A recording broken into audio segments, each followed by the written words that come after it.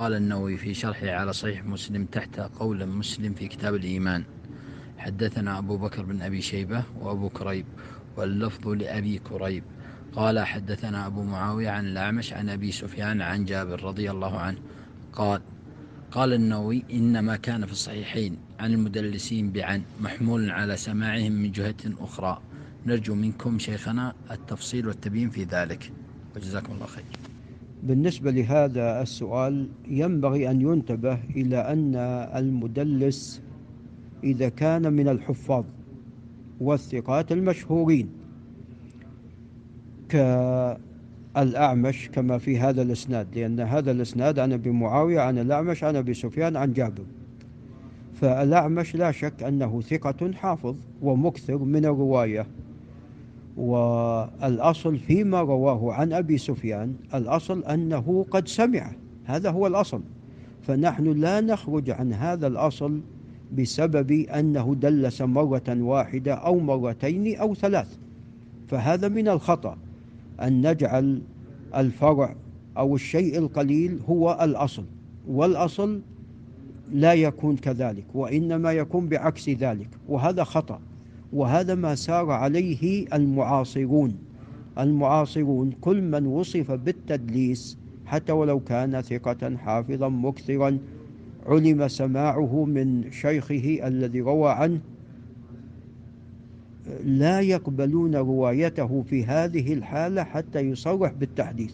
هذا لم يكن عليه أهل العلم فيما سبق، ودونك الصحيحين، ودونك أيضا جامع بعيسى الترمذي تجد أنه يصحح للأعمش، ويصحح أيضا لأبي سفيان عن جابر كما سوف يأتي، ويصحح أيضا لقتادة عن أنس، ويصحح لحميد الطويل عن أنس، ولغيرهم ممن وصف بالتدليس، بل لأبي الزبير عن جابر كما يفعل الإمام مسلم، وغيرهم ممن وصف بالتدليس يصححون لهم مطلقا، إلا إذا تبين بالدليل أن هذا الحديث لم يسمعه من شيخه الذي رواه عنه.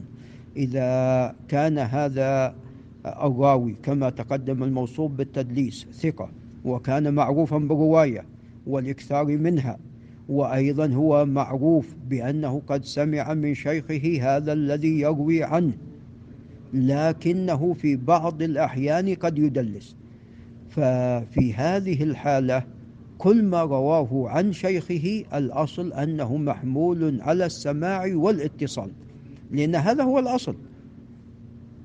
نعم، كونه دلس مرة أو مرتين أو ثلاث هذا لا يعني أنه يدلس في كل مرة، فلا نخرج عن هذه القاعدة إلا بدليل.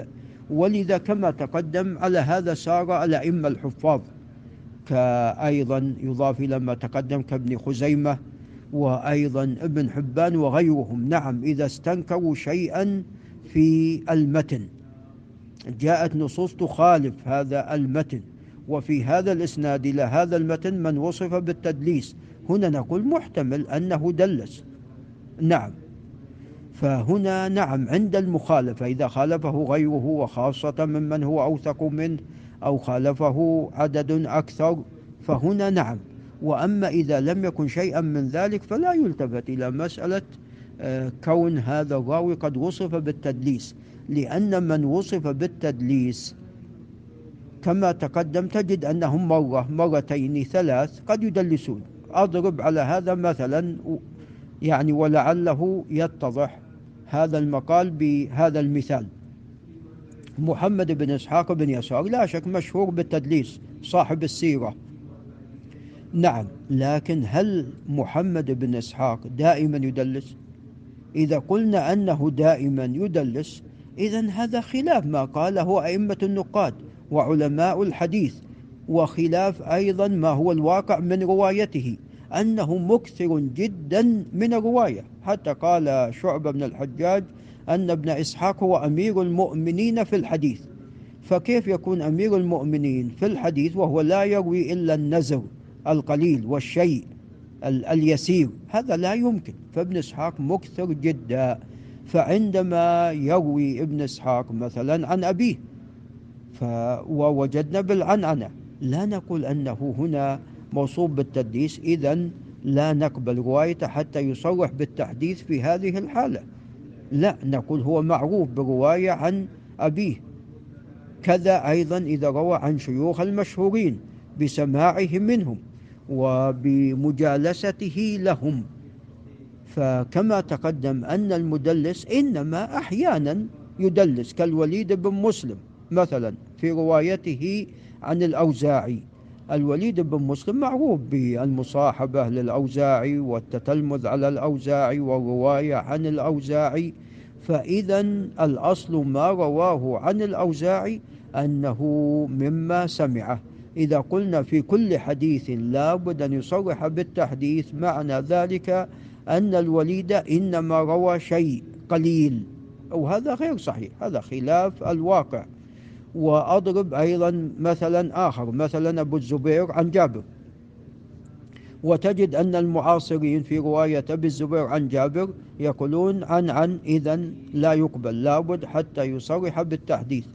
نقول أبو الزبير قد لازم جابر وسمع من جابر، وكان عطاء فقيه الحرم، عطاء بن أبي رباح فقيه الحرم كان يقدم أبو الزبير حتى يحفظ لهم حديث جابر، فإذا هو أكثر عنه وسمع منه كثيرا.